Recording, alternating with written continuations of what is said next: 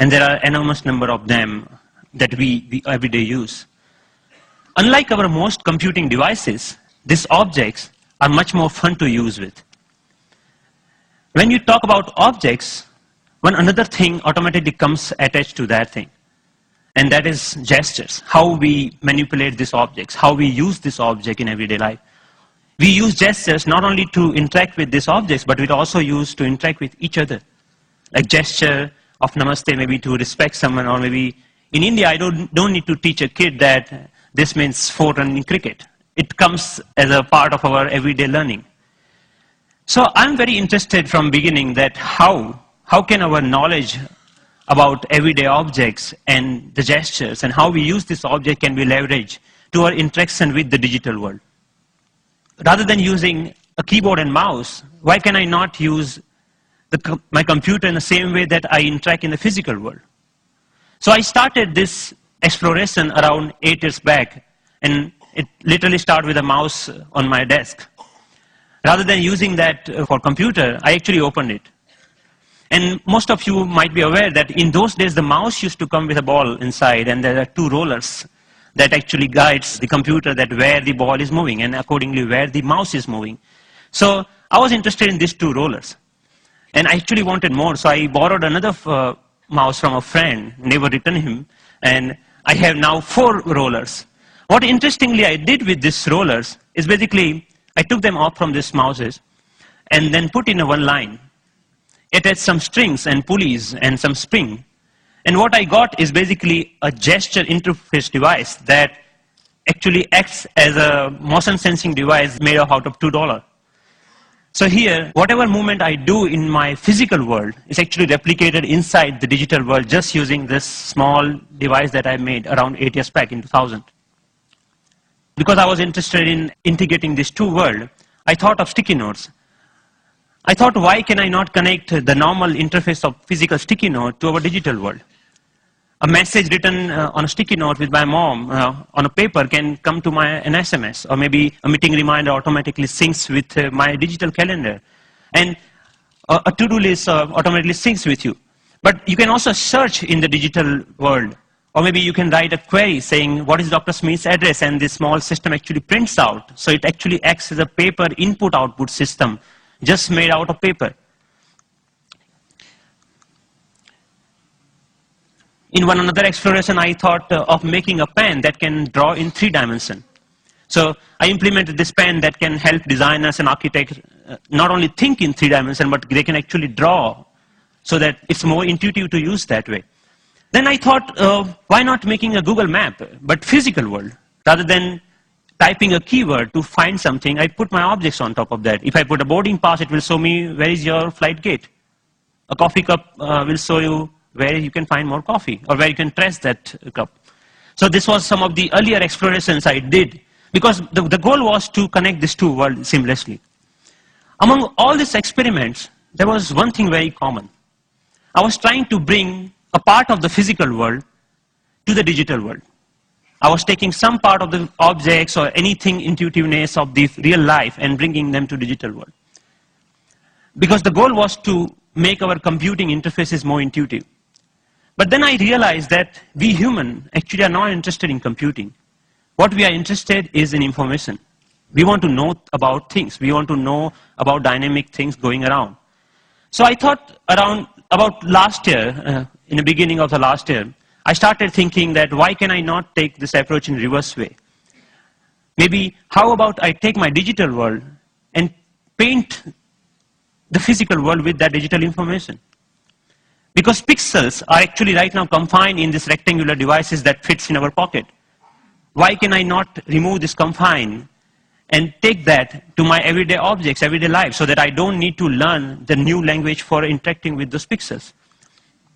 So in order to realize this dream, actually I thought of putting a big size projector on my head. I think that's why it's called head-mounted projector, isn't it?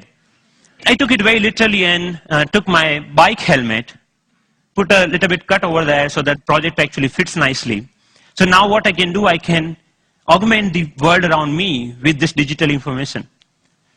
But later I realized that I actually wanted to interact with those digital pixels also. So I put a small camera over there that acts as a digital eye.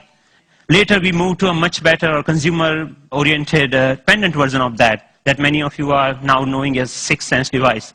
But the most interesting thing about this particular technology is that you can carry your digital world with you wherever you go with you.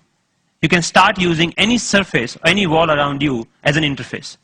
The camera is actually tracking all your gestures. Whatever you are doing with your hands, it's understanding that gesture.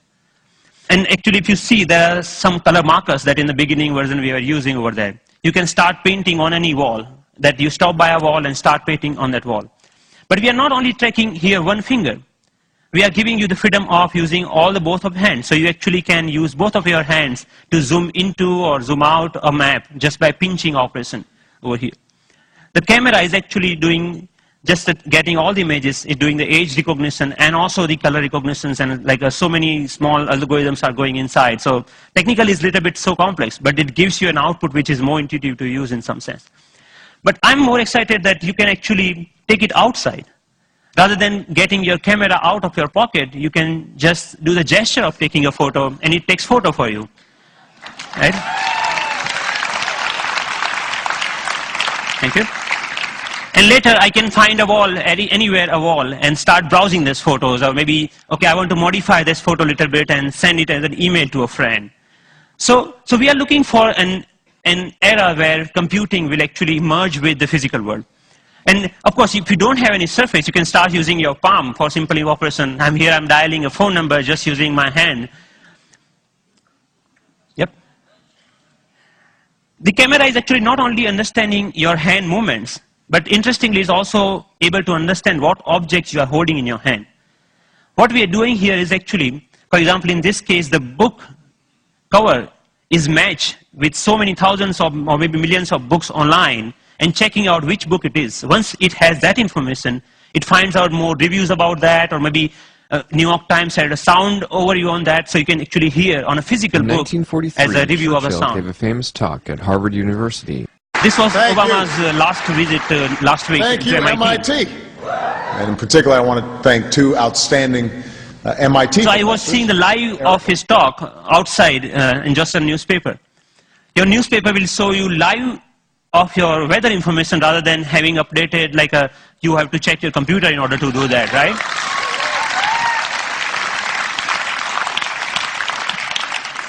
When I'm going back, I can just use my boarding pass and to check, oh, my flight has been how much delayed. Because at that particular time, I'm not feeling of opening my iPhone and checking out a particular icon.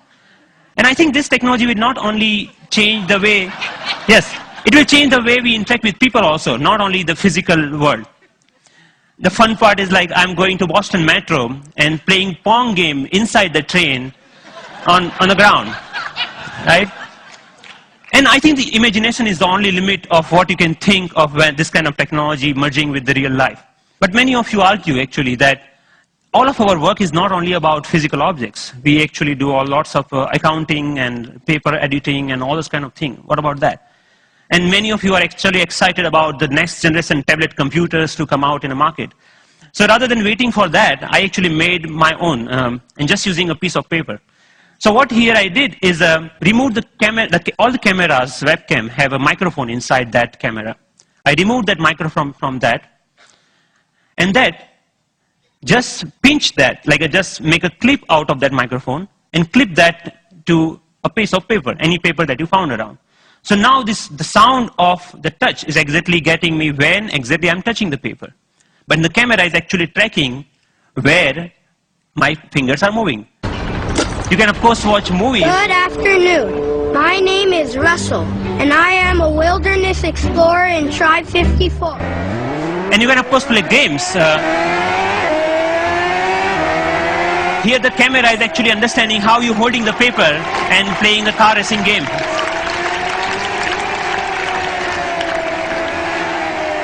Many of you already must have thought, okay, you can browse. Yeah, of course you can browse to any website. So you can do all sort of computing on a piece of paper wherever you need it. So, but more interestingly, I'm interested that how we can take that in a more dynamic way. When I come back to my desk, I can just pinch that information back to my desktop so that I can use my full-size computer. And why only computers? We can just play with papers. Like paper world is interesting to play with. So here I'm taking a part of a document and putting over here the second part of from second place, and I'm actually modifying the information that I have over there. Yeah, and then I'm saying, okay, this looks nice. Let me print it out, that thing. So I have a now printout of that thing, and now, so the workflow is more intuitive the way that we used to do before, maybe 20 years back, rather than now switching between these two worlds. So as a last thought, I think that integrating information to our everyday objects will not only help us to get rid of the digital divide, the gap between these two worlds, but will also help us in some way to stay human, to be more connected to our physical world. And it will actually help us not end up being machines sitting in front of another machines. So that's all. Thank you.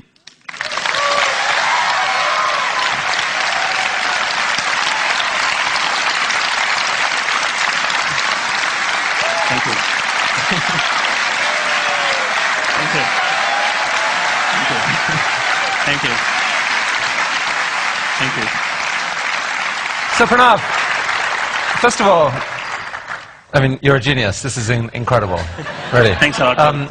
What are you doing with this? Is there a company being planned, or is this research forever, or what? So there are lots of companies, actually sponsored companies of Media Lab, are interested in taking this ahead in a one or the way.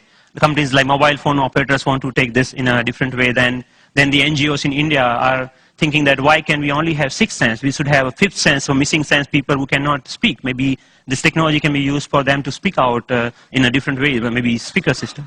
I mean, what are your own plans? Are you staying at MIT, or are you going to do something with it? I'm trying to make this more available to people so that anyone can develop their own sixth sense device, because the hardware is actually not that hard to manufacture or something hard to make your own. And I will provide all the open source software for them, maybe starting next month. So that Wow. Yeah. Wow.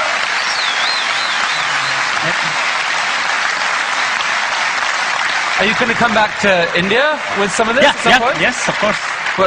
I mean, what are your plans? MIT, India, how are you going to split your time going forward? There is a lots of energy here, lots of learning. Like all of this work that you have ever seen is all about my learning in India. And now even if you see, it's more about the cost effectiveness. This system costs you $300 compared to the like $20,000 of Surface tables or anything like that. Or maybe even the $2 mouse, just a system, at that time was costing around like $5,000. So we actually, I showed that to in one of the conference to President Abdul Kalam at that time, and then he said, okay, we should use this in Baba Atomic Research Center for some use of that. So I'm more excited about how I can bring the technology to masses rather than just staying that technology into lab or environment, something like that. Based on the people we've seen at TED, I would say you're truly one of the 2 or 3 best inventors in the world right now, and Thank it's you. an honor to have you here at TED. Thank you. Thank you so Nice much. meeting you.